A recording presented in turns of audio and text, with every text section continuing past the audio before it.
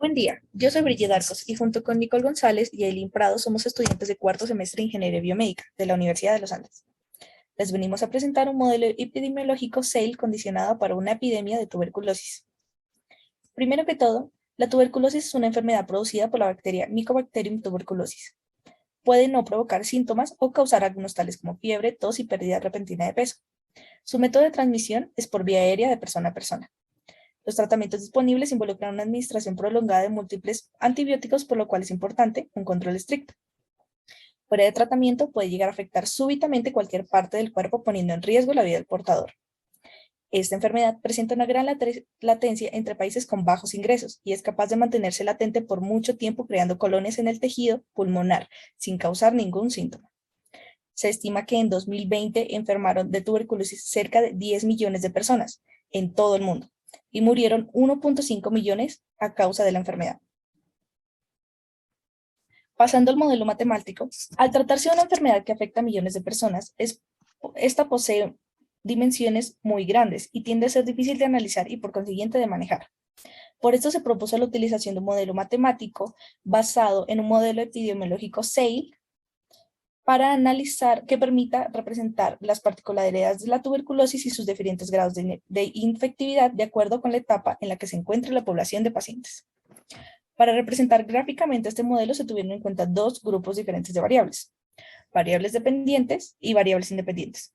Entre las variables dependientes se encuentran S en función de T, que es la cantidad de individuos susceptibles, es decir, el número de individuos en peligro de infectarse entre la totalidad de la población. En función de T, es la cantidad de individuos infectados con la bacteria, pero que no son capaces de transmitirla a otras personas. Y en función de T, es la cantidad de individuos infecciosos, es decir, el número de individuos infectados con síntomas que pueden transmitir la enfermedad. L en función de T, es la cantidad de individuos en una población a los que se les pierde el rastro.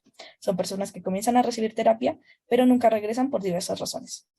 De acuerdo con estas variables, se han planteado el siguiente conjunto de ecuaciones diferenciales que logran describir de manera correcta el modelo planteado.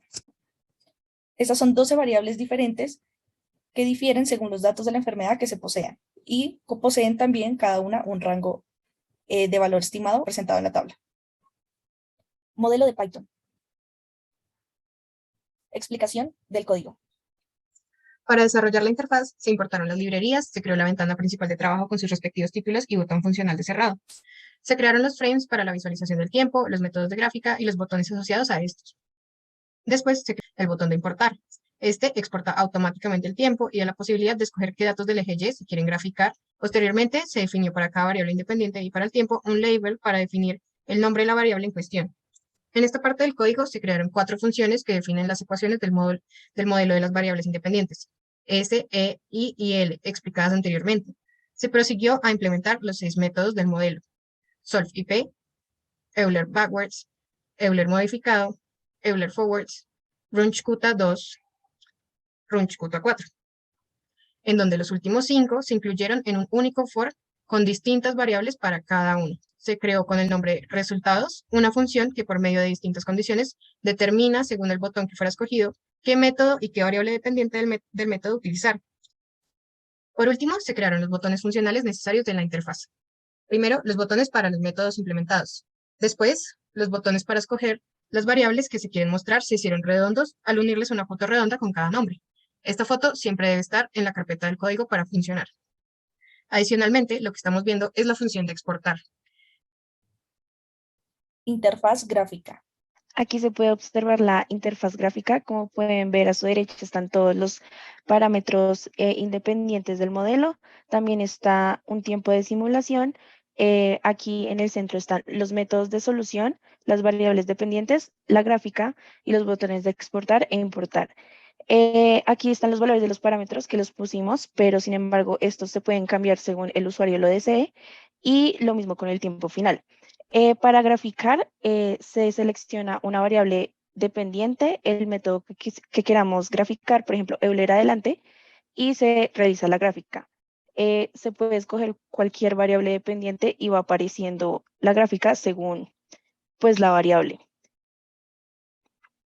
Esto ocurre en todos los métodos.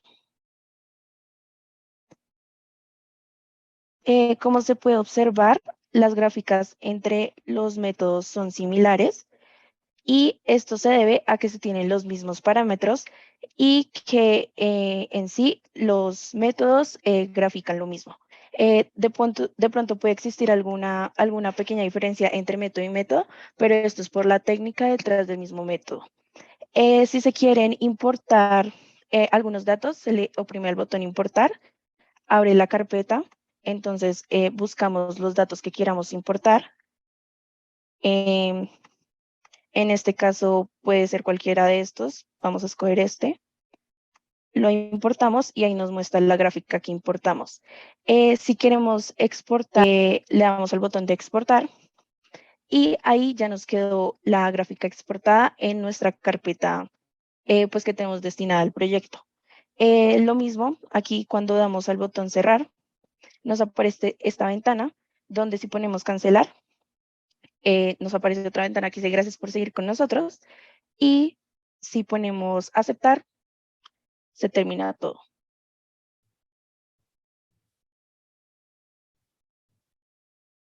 Discusión. Con esto, finalmente se puede observar que el modelo es realista ante la problemática. Sin embargo, para mejorar el mismo, creemos que deben agregar una tasa de resistencia de la bacteria Mycobacterium tuberculosis a diversos tratamientos, una tasa de terapias exitosas a tuberculosis inmune, gráfica de la tasa de recuperados en función del tiempo, una variable dependiente de recuperados en función del tiempo y finalmente una variable dependiente de muertes por tuberculosis en función del tiempo.